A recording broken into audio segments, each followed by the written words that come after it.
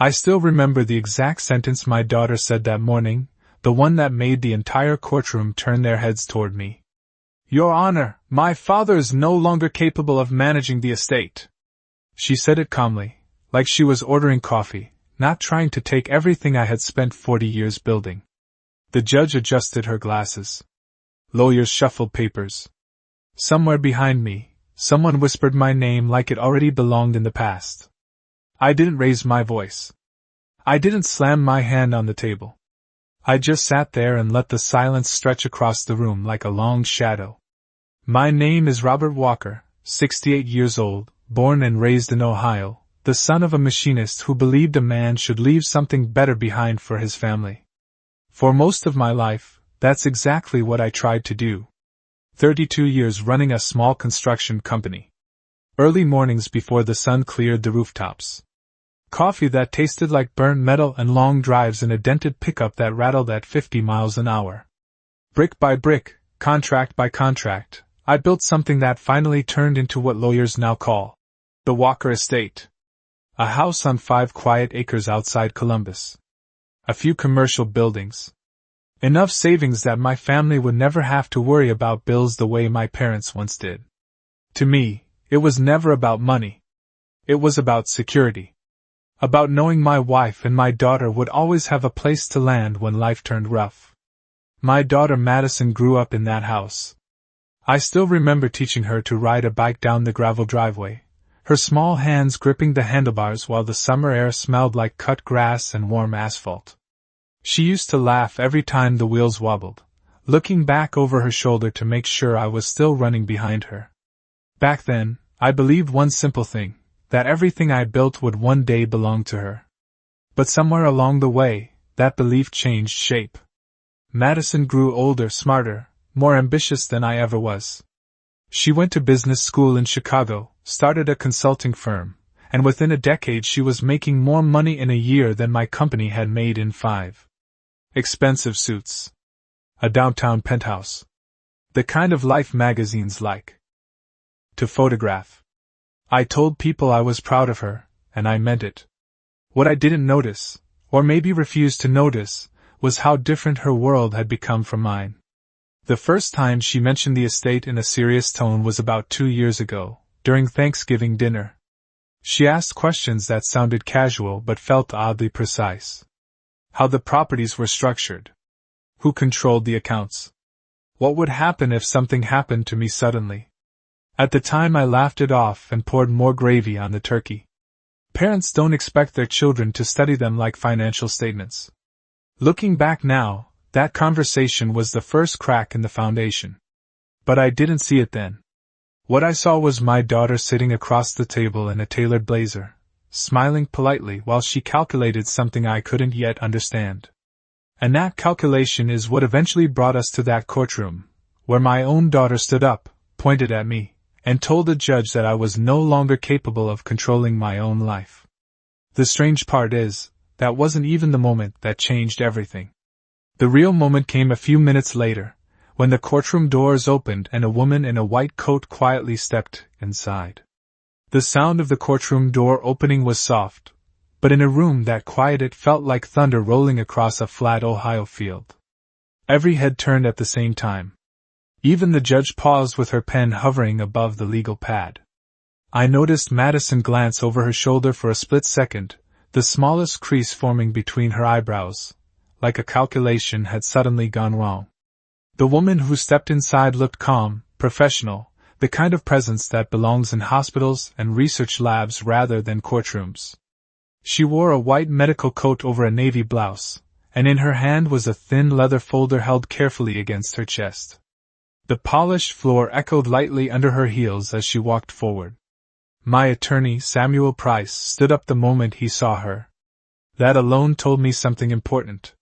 Samuel Price does not stand up for surprises. He is the kind of lawyer who reads every line twice and arrives everywhere 10 minutes early. Yet there he was, straightening his tie and offering a small nod toward the woman in the white coat. Across the room, Madison leaned closer to her own attorney and whispered something quickly. Her confidence had not disappeared, but I could see the edge of curiosity in her expression now. That was new. For the past hour she had looked completely certain of the outcome. Her legal team had painted a very neat picture for the judge. According to them, I was a man whose mind was beginning to fade. They described harmless little moments from the past year as if they were signs of collapse. The time I forgot where I left my truck keys. The afternoon I accidentally scheduled 2 contractor meetings on the same day. Even the way my hands sometimes trembled after drinking too much coffee in the morning. In their version of the story, these small details formed a pattern. A pattern that suggested I should not be trusted with managing the Walker estate anymore. The thing about stories in courtrooms is that the calmest voice often sounds the most convincing.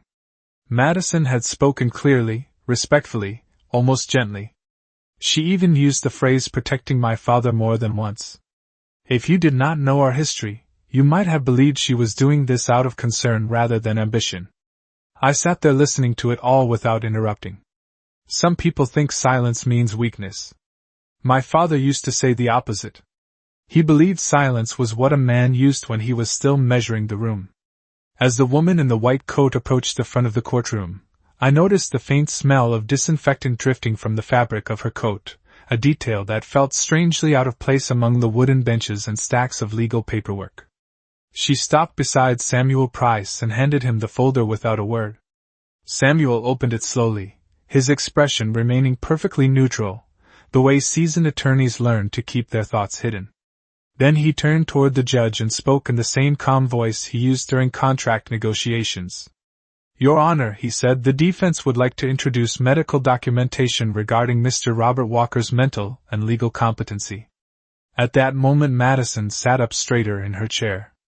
Her confidence had not disappeared yet, but the room had changed in a way she did not expect. Because the woman standing beside my lawyer was not there to question my mind. She was there to explain something far more complicated about what had really been happening behind the scenes during the past 12 months. The moment Samuel Price said the words medical documentation, the room changed in a way that is difficult to explain unless you have sat inside a courtroom and felt the air shift around you.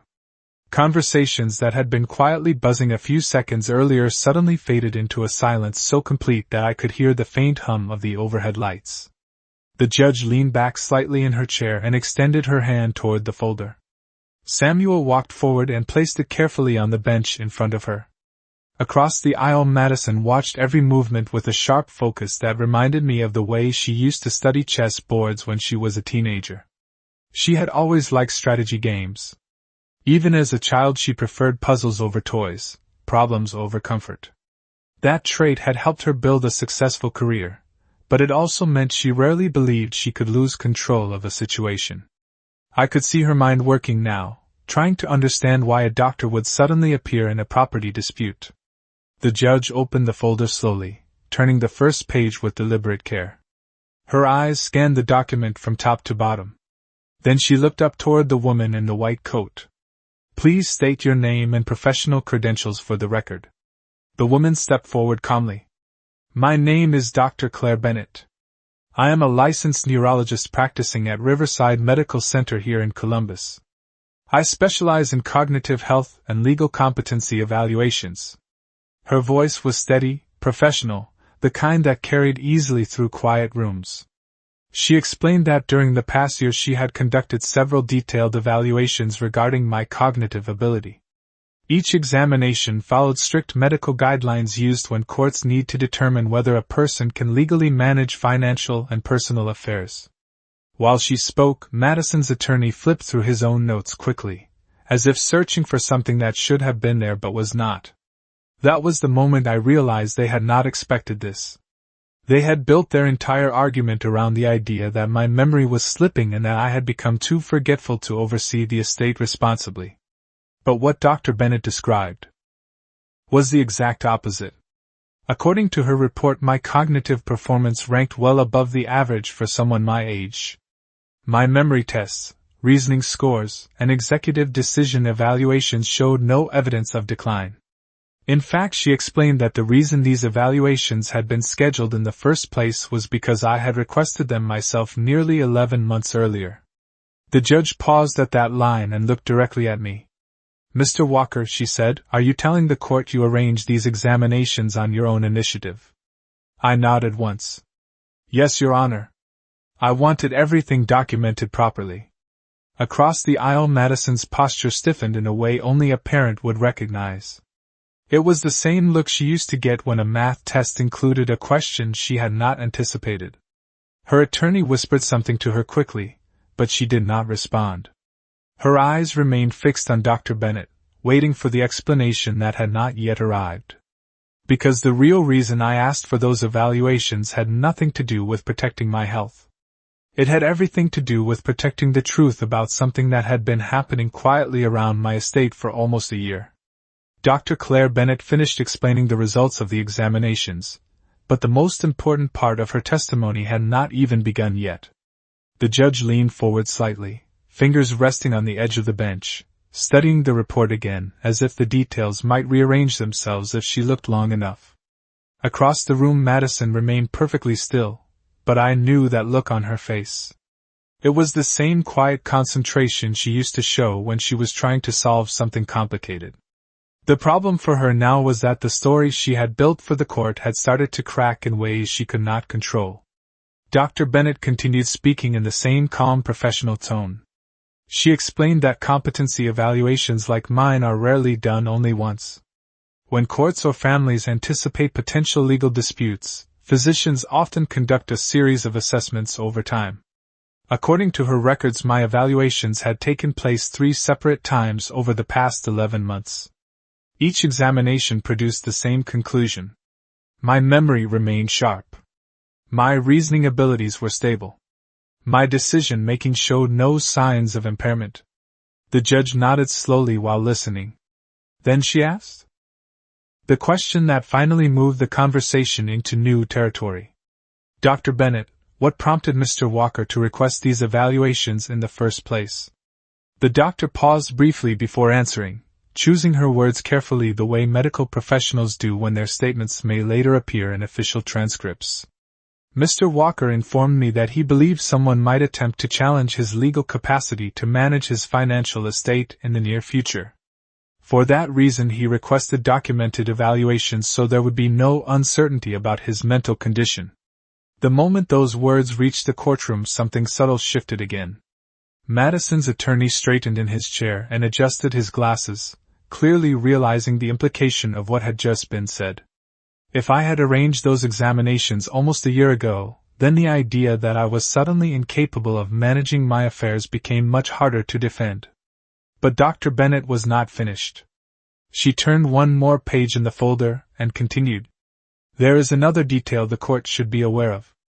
During the initial consultation, Mr. Walker explained that certain financial documents connected to his estate had recently appeared that he did not remember authorizing. The judge's pen stopped moving across her notepad. Madison's attorney looked up immediately. Even the quiet observers sitting in the back rows leaned forward slightly. Dr. Bennett continued speaking with the same steady clarity. Because of those concerns, Mr. Walker requested that every evaluation include a formal cognitive capacity certification. These certifications verify that he was mentally competent on the exact dates certain estate documents were signed or reviewed. In other words, the evaluations do not simply describe his mental condition today. They confirm his competency during specific legal transactions over the past year. That was the moment Madison's calm expression finally began to fade. She understood what that meant before anyone else in the room said it out loud. Because if those certifications proved that my mind had been clear and legally competent at the exact times certain documents appeared around my estate, then the real question in that courtroom was no longer whether I had lost control of my affairs. The real question had quietly become something far more uncomfortable for my daughter and the lawyers sitting beside her. Someone had tried to move pieces of my estate without fully understanding that I had already prepared for that possibility months before. The lawsuit was ever filed. The silence that followed Dr. Bennett's last sentence felt heavier than anything that had been said all morning. Courtrooms have a strange way of amplifying small details. The scrape of a chair leg across the floor can sound as loud as thunder. A single cough can echo like a warning. In that moment no one moved. The judge lowered her pen slowly and looked from the doctor to the stack of documents in front of her, then across the room toward Madison and her attorney. The story they had walked into court with had been simple. A concerned daughter protecting family assets from a father whose mind was beginning to fail. That version of events had sounded neat and reasonable at first.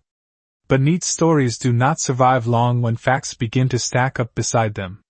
Dr. Bennett remained standing calmly beside the witness table, hands folded loosely in front of her. Samuel Price glanced toward me briefly before addressing the judge again. Your Honor, he said, the defense would like the court to note the timeline referenced in Dr. Bennett's certifications. He handed another document to the clerk, who carried it to the bench. The judge studied the page carefully. Even from where I sat I could see the printed dates lined up in precise order. 11 months ago. 8 months ago. 5 months ago. 3 separate medical confirmations of my competency.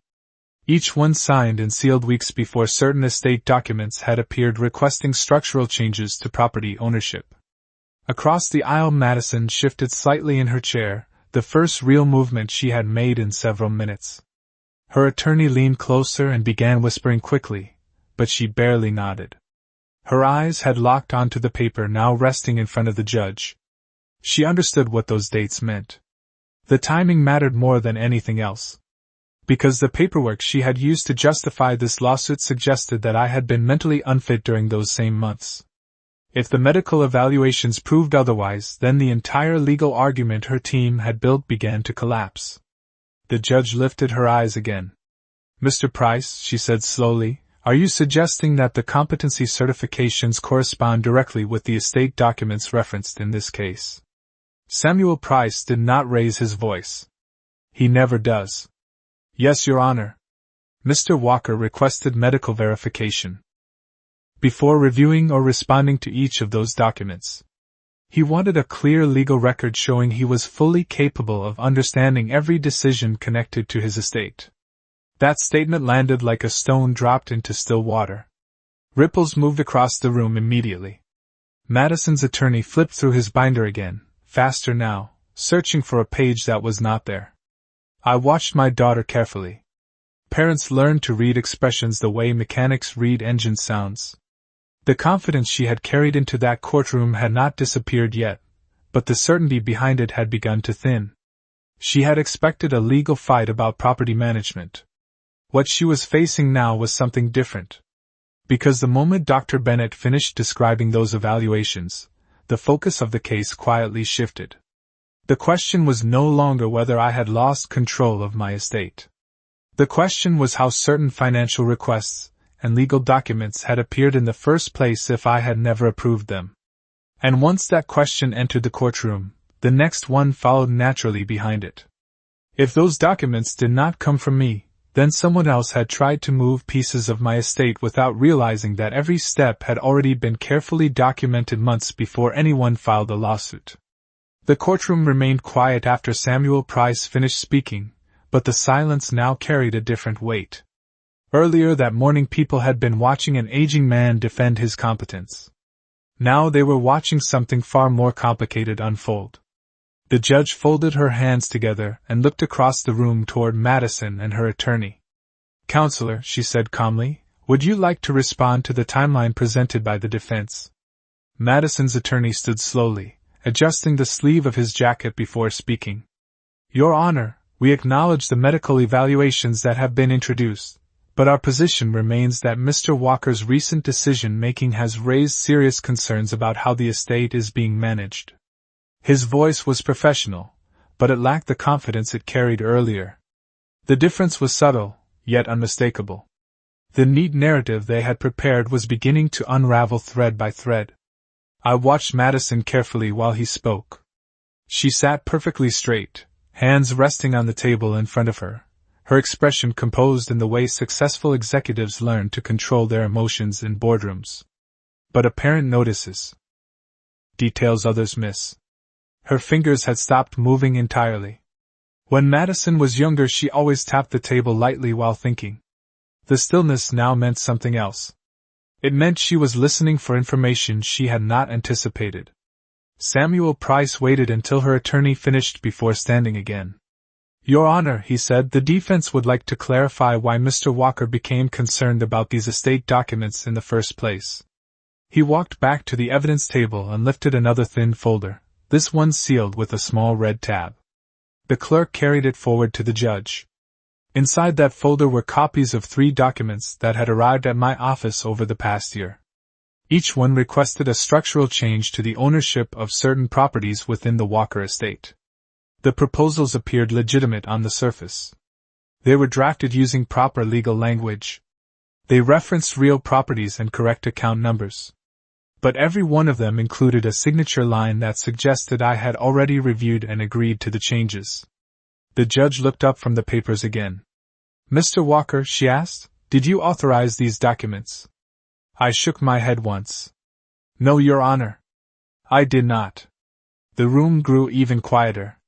Samuel Price continued speaking. Because of that discrepancy, Mr. Walker requested independent verification of his cognitive condition before responding to the proposals. He wanted to ensure that if any dispute arose later, the record would clearly show that he was mentally capable of understanding and rejecting those documents. Across the aisle, Madison's attorney began flipping through his binder again, searching for something that might counter the growing pile of evidence. Madison herself remained silent. But I could see the change in her eyes now. The confidence she had carried into court had shifted into calculation. She was no longer defending a simple claim about my competence. She was trying to understand how the situation had turned so quickly against her expectations. And the truth was that this moment had not been arranged overnight. Nearly a year earlier I had begun preparing for exactly this possibility. Because the first time those documents appeared on my desk, something about them felt just slightly out of place. Not enough to prove anything immediately, but enough to remind me of a lesson my father taught me decades ago. When someone begins moving pieces around your property without explanation, the smartest thing you can do is quietly start keeping records before the game becomes visible to everyone else. The first time I saw one of those documents was on a quiet Tuesday morning nearly a year before the lawsuit ever reached the courthouse. It arrived in a thick envelope with a return address from a law office downtown that I recognized but had never personally worked with. At first glance everything looked ordinary. The language was formal, the formatting professional, the type of paperwork that moves through offices every day without anyone raising an eyebrow. But the moment I started reading the proposal carefully, something about it felt slightly wrong. The document suggested a restructuring of one of the commercial properties in the Walker estate, a warehouse complex about 12 miles outside Columbus that had been leased to a logistics company for the past 8 years. According to the proposal, ownership of that property would shift into a newly formed management structure designed to simplify long-term tax obligations. That kind of change is not unusual when estates grow large enough. The numbers involved were significant but not suspicious on their own. What caught my attention was a small detail near the bottom of the page. Beneath the legal explanation there was a line that read approval confirmed pending final signature. My name appeared next to it in typed print as if the conversation had already taken place. But I had never seen the document before that morning. I remember leaning back in my office chair and reading the page a second time, slower. When you spend decades running construction contracts, you develop an instinct for paperwork. Most people glance at documents quickly. Contractors learn to read every line because small details often hide the expensive problems. The language in that proposal was careful. Too careful. It implied agreement without actually including a signed authorization. Whoever drafted it expected the approval to come easily. I placed the document back in the envelope and sat there thinking about it for several minutes. At that point I did not suspect anyone in particular. The estate involved multiple lawyers, accountants, and financial advisors who had helped manage things over the years. It was possible someone had simply misunderstood instructions. But another thought lingered quietly in the back of my mind. Madison had asked several questions about the warehouse property during Thanksgiving dinner the year before. At the time I assumed she was curious about how the lease worked. She had always been interested in business details. Still, the memory returned to me as I sat in that office reading the proposal again. I did not confront anyone immediately. My father used to say that when a situation feels slightly off, the smartest move is to watch first and speak later. So I called Samuel Price that afternoon and asked him a simple question. If someone wanted to challenge my authority over the estate one day, how could I prove beyond doubt that my decisions were made with a clear mind? That conversation is what led Samuel to recommend formal medical competency evaluations. It was not about proving anything to the family at the time. It was about creating a record before questions began appearing. Over the next several months, 2 more documents arrived. Each one looked legitimate. Each one suggested small structural adjustments to different parts of the estate. And each one included that same quiet implication that approval had already been discussed. That pattern is what convinced me something larger was unfolding behind the scenes long before anyone filed the lawsuit that eventually brought my daughter and me into that courtroom. The second document arrived about 3 months after the first one, and by then I had already begun paying closer attention to every piece of paper connected to the estate. It came on a Thursday afternoon, while rain tapped softly against the windows of my office. The envelope looked almost identical to the first one, the same formal return address, the same neat formatting, the same tone of professional certainty. But this time the proposal involved something different. It suggested transferring partial management authority of 2 rental properties on the west side of Columbus into a newly structured oversight account. The explanation claimed the adjustment would streamline long-term administration and reduce future complications for heirs. On the surface it sounded reasonable. In fact, it sounded almost thoughtful, the kind of recommendation financial advisors often make when preparing estates for the next generation. Yet the moment I reached the bottom of the document, that same detail appeared again. Approval confirmed pending final signature. My name printed beside it as if I had already discussed the plan with someone. I remember sitting there with the paper in my hand, while the rain continued tapping against the glass. 2 documents months apart, both suggesting the same quiet assumption that I had already approved changes I had never even seen. That is when a man begins to stop believing in coincidence. Instead of responding directly, I called Samuel Price again. We met at his office 2 days later, a modest brick building near the courthouse that smelled faintly of coffee and old legal books. Samuel listened carefully while I placed both documents on his desk. He did not rush to conclusions. Lawyers rarely do when the stakes involve property and family at the same time. After studying the language for several minutes, he said something that stayed with me. Whoever drafted these understands estate structures very well. These proposals are not random. They are carefully written to appear routine. I asked him the question that had been sitting quietly in my mind since the first envelope arrived. Could someone attempt to move estate authority gradually without me noticing? Samuel leaned back in his chair and folded his hands together. It would be difficult, he said, but not impossible if the person believed you might eventually appear confused or unwilling to challenge the paperwork. That was the moment I realized something important. The person behind those documents was not acting quickly. They were moving slowly, piece by piece, as if preparing the ground for a larger legal argument later. That realization is what led Samuel to recommend something else in addition to the medical evaluations. He suggested we quietly document every communication related to the estate from that moment forward. Letters, emails, phone calls, meeting requests. Everything. Not to start a conflict, but to build a record before one became unavoidable. Over the next few months we did exactly that. Then the third document arrived. This one was more ambitious than the first 2. It referenced a potential restructuring of the primary estate trust itself, the structure that controlled nearly all the properties and financial accounts my wife and I had built over 40 years. And just like the others, it carried that same quiet line at the bottom suggesting that approval had already been discussed. By that point the pattern was no longer subtle. Someone was trying to shift the foundation of the Walker estate step by step. What they did not realize was that every move had already been carefully recorded long before the day my daughter walked into a courtroom and claimed that I was the one who had lost control. The third document was the one that removed any doubt from my mind that the situation was not accidental.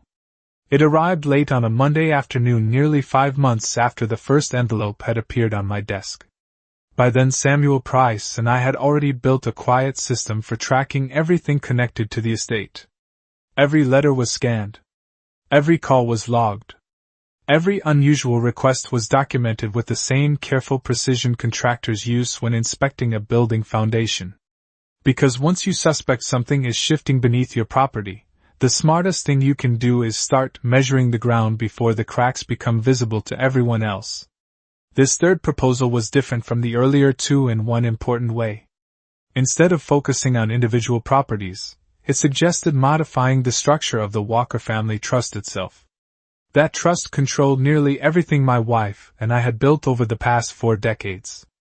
The land outside Columbus, the rental properties downtown, the commercial warehouses along Interstate 70, and the investment accounts that supported them all. Whoever drafted the document understood exactly how the estate worked. The language described the trust with precise legal detail, outlining how certain responsibilities could be reassigned to what the proposal called a transitional oversight structure. On paper the idea sounded responsible, almost protective. The explanation suggested that the adjustment would ensure smoother management if my health ever declined unexpectedly. But again, near the bottom of the document, that same quiet phrase appeared as if someone had been repeating the same line in 3 different conversations. Approval confirmed pending final signature. My name printed beneath it as though I had already reviewed the change. I remember reading that line twice before placing the paper down on my desk. Outside the office window the late afternoon sun was dropping behind the trees that lined the edge of my property, turning the sky the pale orange color that appears just before evening settles in across Ohio farmland. I sat there thinking about how carefully these proposals had been written. None of them demanded immediate action. None of them sounded aggressive or unusual. Each one suggested small adjustments that could easily pass through an estate office if the owner was distracted or trusting. That was the part that concerned me most. Whoever had created those documents expected me to respond casually, perhaps even sign them without examining the details too closely. But what they did not understand was that by the time the third proposal arrived, Samuel Price and I had already documented nearly a year of careful preparation. The competency evaluations from Dr. Bennett were complete. The timeline of communication surrounding the estate had been organized down to specific dates and hours. Even the envelopes themselves had been preserved as part of the record. So when Samuel and I met again that evening at his office, he did not look surprised when I placed the third document in front of him. Instead, he studied it quietly for several minutes before saying something that explained the situation more clearly than any accusation ever could. Whoever is behind this is preparing for a legal challenge, he said. These documents are not meant to take the estate today. They are meant to create the appearance that the process had already begun before anyone questions it. That realization is what finally made the entire pattern visible. Because the moment someone prepares paperwork suggesting you already approved changes you never discussed, the next logical step becomes obvious. At some point they intend to argue that you are too confused to remember giving that approval. And once that claim reaches a courtroom, the real contest begins. Samuel Price closed the folder containing the third document, and rested his hands on the desk between us. The office was quiet except for the low hum of the air conditioning, and the faint traffic sounds drifting through the street outside. It was nearly 7 in the evening by then, the kind of hour when most law offices downtown were already dark. Samuel looked at me with the calm expression he always carried when a situation had moved past speculation and into strategy. Mr. Walker, he said slowly, the person behind these documents is building a narrative. Not for today, but for a courtroom later. I leaned back in the chair and watched the fading daylight through the tall window behind his desk. Outside, the courthouse steps across the street were nearly empty, the city settling into the quiet rhythm of early evening. What kind of narrative? I asked. Samuel tapped the third document gently with his finger. One where you appear to have approved structural changes to the estate, and then later forgot about them. If that claim reaches court, someone could argue that your memory is unreliable and that your control over the estate should be transferred to someone else for protection. The word protection lingered in the room for a moment. It sounded familiar. In fact, I had heard it before, Earlier that afternoon inside the courtroom when Madison's attorney described her lawsuit as an attempt to protect family assets.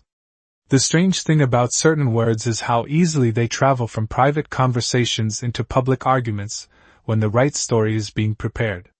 Samuel continued speaking, his tone measured and thoughtful. Whoever drafted these documents expects that if a dispute arises, the burden will fall on you to prove that you were mentally capable when the decisions were supposedly made. That is why the competency evaluations from Dr. Bennett are important. They anchor the timeline before anyone else tries to rewrite it. I nodded slowly, understanding the larger shape of the situation now. The documents themselves were never the final move. They were groundwork. Quiet pieces placed on the board months in advance so that when a legal challenge appeared, it would look as though the story had already been unfolding for some time. Samuel reached for another file on his desk and opened it. Inside were copies of every envelope, every letter, and every communication we had documented since the first proposal arrived. Dates were highlighted in careful order. Medical evaluations. Correspondence records. Delivery confirmations. It looked less like a pile of paperwork and more like a timeline being assembled piece by piece. If someone attempts to challenge your authority in court, Samuel said, the strength of your position will depend on whether you can show that their narrative began after your preparations. That way the court sees the difference between planning and reacting. That explanation stayed with me long after I left his office that evening. Because once you understand that someone may try to question your memory or judgment, the smartest move is not confrontation. The smartest move is patience. Over the next several months Samuel and I continued documenting everything quietly. No accusations. No dramatic confrontations. Just records. Then nearly 5 months after the third document arrived, a formal legal notice appeared requesting that the court review whether I remained capable of managing the Walker estate.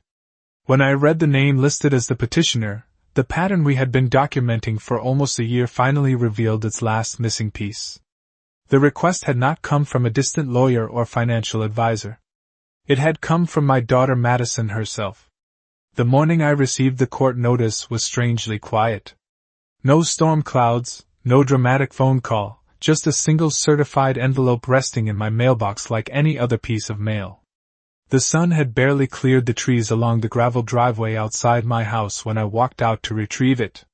For a moment I simply stood there holding the envelope in my hands, already recognizing the return address before I even opened it. Samuel Price's prediction from months earlier echoed clearly in my mind.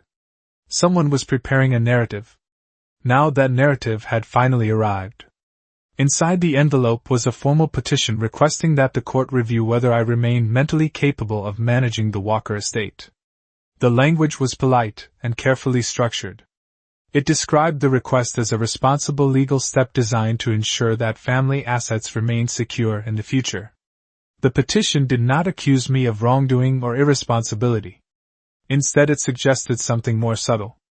It suggested that my judgment might no longer be reliable and that oversight should be transferred to someone better positioned to manage the estate responsibly. I stood there in the morning light reading the document twice before folding it back into the envelope. Then I looked at the name printed beneath the request. Madison Walker. My daughter. The same girl who once rode a bicycle down that same gravel driveway while I ran behind her making sure she did not fall. For a long moment I simply stared across the open fields surrounding the property. Ohio farmland has a certain quiet to it in the early hours of the day. The air smells like grass and soil, and the wind moves slowly across the land as if nothing in the world is in a hurry. It felt strange holding that envelope in my hands while looking at the same landscape where Madison had grown up laughing and chasing fireflies during summer evenings. But memory does not stop legal documents from arriving. I drove to Samuel Price's office later that afternoon. He read the petition carefully, his expression calm and thoughtful. The entire time. When he reached the final page, he placed the document down and looked at me with the same steady confidence he had shown months earlier. Well, he said quietly, the narrative has finally entered the courtroom. I asked him the question that had been sitting quietly in my mind since I saw Madison's name on the petition. Do you think she understands what she started? Samuel folded his hands together on the desk. He considered the question for a moment before answering. She understands the argument she believes will win. Whether she understands the full timeline behind it is another matter entirely. That response explained more than anything else he could have said. Madison had built her case around the idea that my memory had begun to fail. But she did not know that nearly a year earlier Samuel and I had already begun documenting every step connected to the estate. She did not know about the medical evaluations from Dr. Bennett. She did not know about the records attached to those 3 unusual documents that had appeared before the lawsuit. And most important of all, she did not know that the timeline she intended to present to the court had already been quietly preserved long before the day she decided to challenge my authority in public. By the time the courtroom hearing finally arrived, nearly 11 months had passed since the first unusual document appeared on my desk. Looking back, that long stretch of time felt less like waiting and more like watching a storm slowly gather on the horizon. The clouds had been forming quietly for months, but now everyone in the room could see them clearly. Madison sat across the aisle beside her attorney, dressed in the same polished confidence she carried into corporate meetings and investor presentations. To anyone watching from the gallery, she looked like a successful daughter trying to protect her family's financial future. And in fairness, that was exactly the story her legal team had presented to the court. They described my recent forgetfulness, the supposed confusion around estate paperwork, and the concern that the Walker properties could be mismanaged if someone did not step in soon. The argument sounded reasonable when presented that way. Concerned daughter. Aging father. Responsible legal oversight. But stories built on assumptions begin to weaken the moment a timeline appears beside them.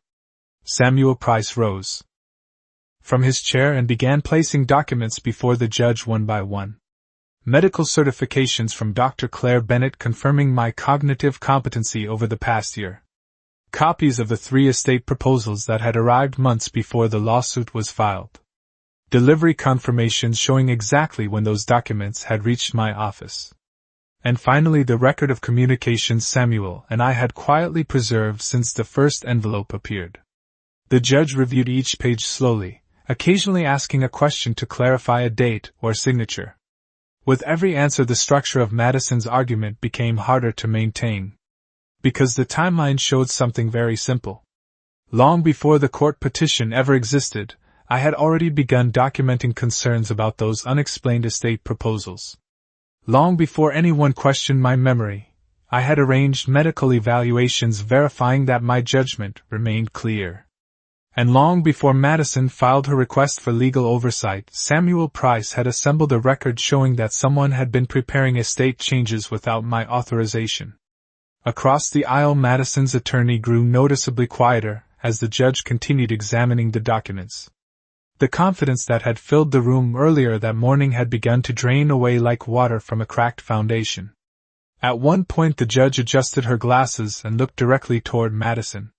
Miss Walker, she said calmly, the defense timeline suggests that your father began documenting these concerns nearly a year before your petition was filed. Can you explain why the court should disregard those records? Madison opened her mouth slightly as if preparing to answer, but for the first time since the hearing began her voice did not arrive immediately. The truth was sitting there on the judge's desk in plain black ink. Every document. Every date. Every medical certification. A full year of quiet preparation that existed long before the lawsuit was ever imagined. In that moment the entire case turned in a direction Madison had never expected. Because the question before the court was no longer whether my memory had failed. The question had become why someone had tried to build a legal narrative around that idea long after the evidence had already proven otherwise. The courtroom remained silent for several long seconds after the judge finished reviewing the final document. It was the kind of silence that feels heavier than any argument because everyone in the room understood that the decision had already begun to form in the judge's mind. She closed the folder slowly and rested both hands on the bench in front of her. Then she looked across the room toward Madison, studying her carefully before speaking. Miss Walker, she said calmly, the court recognizes that family members sometimes act out of concern when they believe a parent's capacity may be declining. However, The evidence presented today shows a clear and consistent timeline that contradicts the basis of your petition. She lifted one of the medical certifications slightly as she continued. These evaluations confirm that Mr. Robert Walker's cognitive abilities have remained stable throughout the period referenced in your filing. Furthermore, the documentation provided by the defense demonstrates that Mr. Walker began preserving records regarding the disputed estate documents long before this petition was submitted to the court. The judge paused for a moment, allowing the weight of that statement to settle across the room. From where I sat, I could see Madison's expression shift slightly. It was not anger or embarrassment exactly. It looked more like the quiet realization that a carefully planned strategy had reached the edge of its usefulness. The judge set the paper down again, and continued speaking in the steady tone that judges use when a decision must remain clear for the official record. Based on the evidence presented, the court finds no legal basis to remove or limit Mr. Walker's authority over the Walker estate. The petition is therefore dismissed. The sound of her gavel striking the wood was not loud, but it echoed through the courtroom like the closing of a long chapter. For a moment no one moved. Then the quiet rustle of people standing and gathering their papers filled the room again. Samuel Price leaned slightly toward me and spoke in a low voice that only I could hear. "I believe that concludes the narrative someone hoped the court would believe." I nodded once, watching the room around us slowly return to ordinary motion. Across the aisle, Madison remained seated for a moment longer before finally standing beside her attorney. She did not look toward me as she gathered her things. Perhaps she was still processing how the timeline had unfolded in ways she had not expected. Or perhaps she was simply realizing that some decisions carry consequences that cannot be adjusted once they enter a courtroom. As Samuel and I walked toward the doors, the late afternoon sunlight streamed through the tall windows along the hallway outside. It reminded me of the quiet fields surrounding my home outside Columbus, the same place where Madison once learned to ride a bicycle while I ran behind her down the gravel driveway. Life has a strange way of bringing people full circle through moments they never imagined sharing. But the lesson my father taught me many years ago remained as true that afternoon as it had been when I first built the Walker estate from nothing. Property can be measured in acres and buildings. Wealth can be calculated in numbers on a page. But the one thing that protects both is not strength or argument. It is preparation. Because when the truth has been carefully recorded long before the conflict begins, even the most carefully planned story cannot stand against it for very long.